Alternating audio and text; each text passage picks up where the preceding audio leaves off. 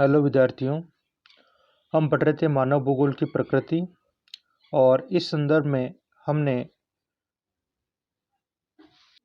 मानव का प्राकृतिकरण टॉपिक के ऊपर हमने बात करी थी। और ये जो है आपके मानव का प्राकृतिकरण, प्रकृति का मानवीकरण, ये मानव भूगोल की कुछ विचारधाराएं हैं।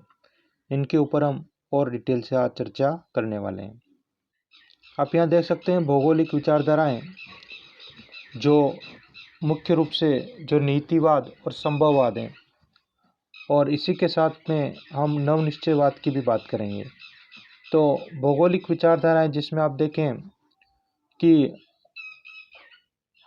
नीतिवादी विचारधारा या निश्चयवादी विचारधारा, संभववाद विचारधारा और नवनिश्चयवाद विचारधारा, इसके अंतर्गत हम इनकी बात करने वाले हैं।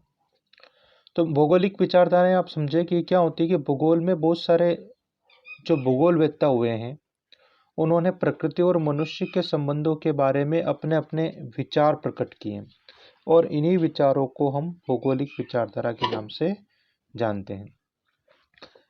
विद्यार्थियों, पिछली क्लास के अंतर्गत हमने जब मानव का प्राकृतिकरण पढ़ा था, जिसके अंतर्गत मैंने आपको निश्चयवादी विचारधारा के बारे में बताया था, वो ही आपकी नीतिवादी या निश्चयवादी विचारधारा है, जिसके बारे में हम एक बार और बात कर लेते हैं। नीतिवादी या निश्चयवादी विचारधारा जिसके समर्थक एलन सैंपल है, जो रेड जेल की शिष्या थी। तो यहाँ पर आप समझे कि इस विचारधारा के अंतर्गत या नीतिवादी या निश्चयवादी विचारधारा के अंतर्गत मानव का प्राकृतिकरण है, और यहाँ पर मानव जो है वो प्रकृति के अधीन है, प्रकृति की शक्तियों से भयभीत होता है और प्रकृति के अनुरूप अपने आप को ढाल लेता है। तो ऐसी विचारधारा नीतिवादी विचारधारा के रूप में उसको देखा जाता है।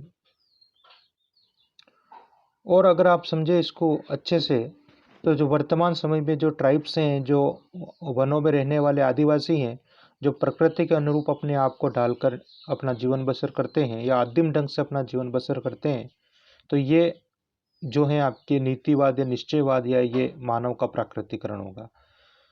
तो यहाँ पर आप देख सकते हैं जैसे एक नेचुरल या प्राकृतिक पर्यावरण है, और इसके अंतर्गत इस प्रकार से झोंपड़ी बनाकर या प्रकृति के अनुरूप अपने आप को ढालकर रहना ही जो है निश्चयवाद होगा आपके। अगली विचारधारा की अगर हम बात करें, तो यहाँ पर आप देखिए जिसमें हम बात करने वाले हैं संभववाद की विचारधारा। संभववाद की विचारधारा के प्रतिपादक या इसको देने वाले फ्रांस के भूगोलवेत्ता जो ब्लाश के नाम से या विडाल डी ला ब्लाश के नाम से जाने जाते हैं, वो इस विचारधारा के प्रतिपादक या समर्थक माने जाते हैं। संभववाद विचारधारा के अंतर्गत आप देखें तो इसके ये विचारधारा में कहती है कि प्रकृति मानव को अवसर प्रदान करती है, और मानव उन अवसरों को प्राप्त कर नवीन जो है आविष्कार करता है या नवीन चीज़ें अपने जीवन को आसान बनाने के लिए बनाता है, और धीरे धीरे प्रकृति के ऊपर मानव जो है अपना अधिकार स्थापित करने लगता है। तो वो विचारधारा आपके संभववाद विचारधारा कहलाती है, और इस विचारधारा को देने वाले विडाल डी ला ब्लाश या इसके समर्थक के रूप में इनको माना जाता है। तो विद्यार्थियों, संभववाद की विचारधारा को आप समझे।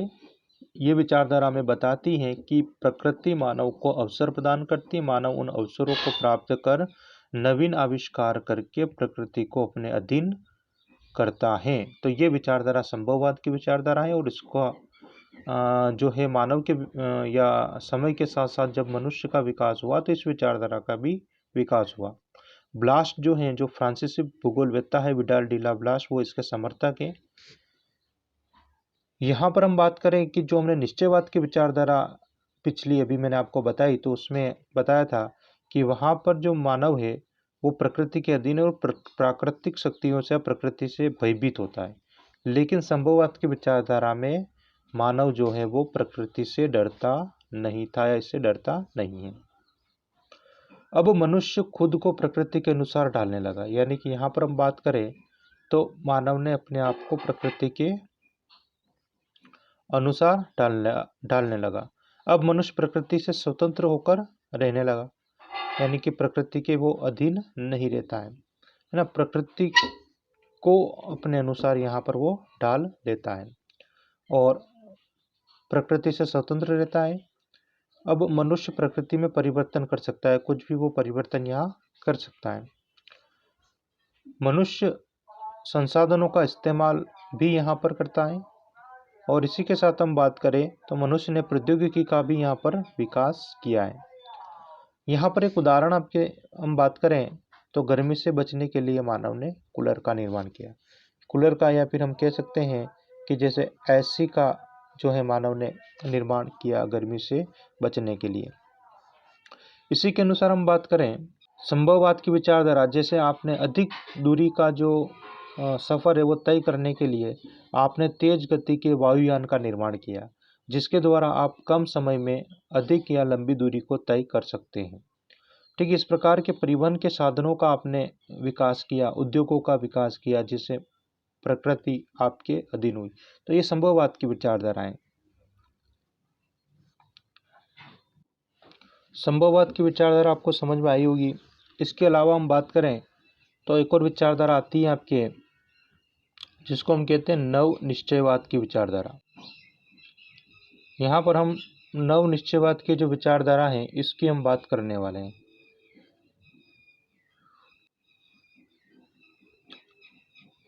नव निश्चयवाद की जो विचारधारा है इसके प्रतिपादक जो है वो ग्रिफिथ टेलर माने जाते हैं।